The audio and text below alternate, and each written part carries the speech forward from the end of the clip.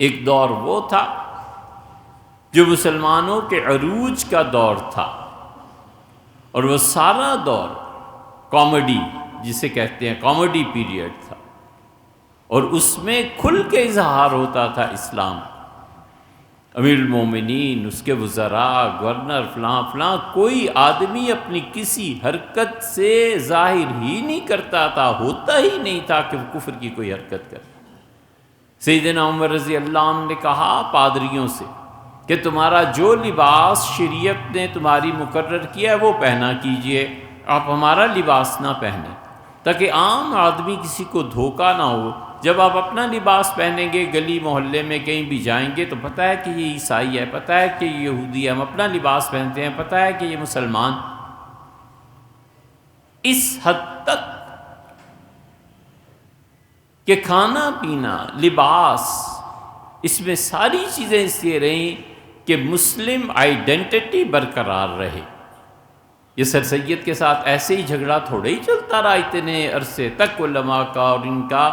آپ اس لٹریچر کو پڑھیں تو آپ دیکھیں گے مسلمانوں میں اتنی اپنی آئیڈینٹی الگ کرنے کی چیز تھی، اتنے مسلمان الگ تھے کہ اب ٹیبل پہ کھانے میں بظاہر کوئی حرج نہیں تھا آج اور کل ہمارے اور آپ کے لیے، لیکن اس وقت جگہ جگہ یہ بحث ہوتی تھی کہ سر سید کافر ہو گیا، توبہ توبہ، وہ زمین کے بجائے ٹیبل چیئر پہ بیٹھ کے کھاتے ہیں،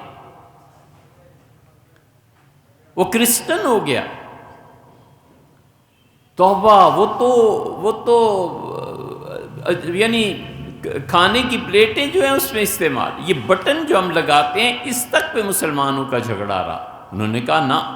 ہم ہندوؤں والے بٹن بھی نہیں لگائیں گے تو انگریزوں والے بھی نہیں لگائیں گے۔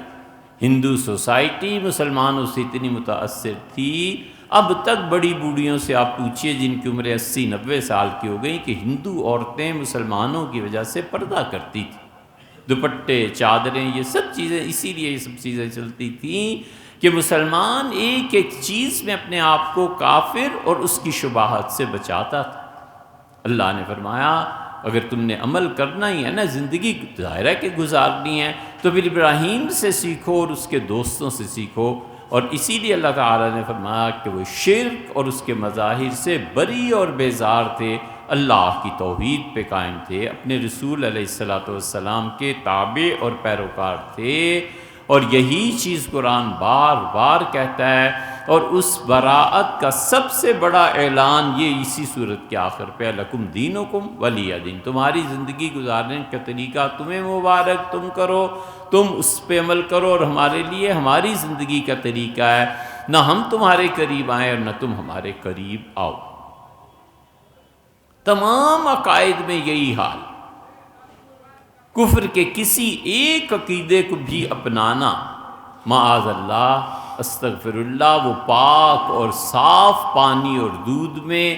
گندگی اور نجاست کو ڈال دینا ہے۔ اسلام اس سے بیزار ہے، اسی لیے مسلمان ہمیشہ اپنے آپ کو بچاتے رہے ہندوازم سے، مسلمان ہمیشہ بچاتے رہے عیسائیوں کے ان تعلیمی اداروں سے، یہاں تک کہ لوگوں نے سر سید کا بائیکاٹ کیا اسی وجہ سے کہ انہوں نے کہا تمہارے ہاں یہ انگریز آتے ہیں، تمہارا پرنسپل انگریز ہے، ہم اپنے بچوں کو اسلام پہ ہی رکھنا چاہتے ہیں، اسلام ہی پہ موت آئے گی۔ آپ کبھی اس نقطۂ نظر سے تاریخ کو پڑھیے گا، پورے ہندوستان، اس بر صغیر،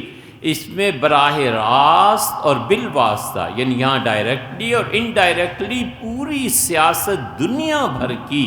دو اداروں نے گھما کے رکھ دی، ایک دیوبند نے اور ایک علی گڑھ۔ افغانستان کی پوری جنگ، اس کے اثرات، یہ سب کے سب لوٹتے ہیں تین اداروں کی طرف، یا تو مدینہ یونیورسٹی سے جو وہابیت کی تبلیغ کی گئی تھی، یہ اب اس کے پھل سامنے آ رہے ہیں، اور دوسرا دیوبند کہ اس مکتبہ فکر نے افغانستان کی جنگ لڑی، اگر یہ اچھی ہے تو انہیں کریڈٹ ملتا ہے، بری ہے تو وہ برے ہیں، اور تیسرے وہ علی گڑھ،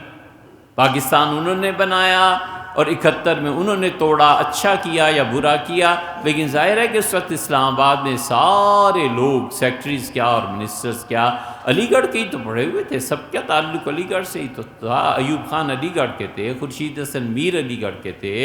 نواب لیاقت علی خان علی گڑھ کے تھے، یہ سارے کے سارے علی گڑھ کے پڑھے ہوئے تھے۔ پوری دنیا کی سیاست پہ اب تک بالواسطہ انڈائریکٹلی دیوبند کا اثر ہے، مدینہ منورہ میں یونیورسٹی اس کا اثر ہے، اور تیسرے یہ ہیں علی گڑھ والے، ان کا اثر ہے۔ اسی لیے لوگ کہتے تھے کہ کفر کی حرکتوں سے اپنے آپ کو بچاؤ۔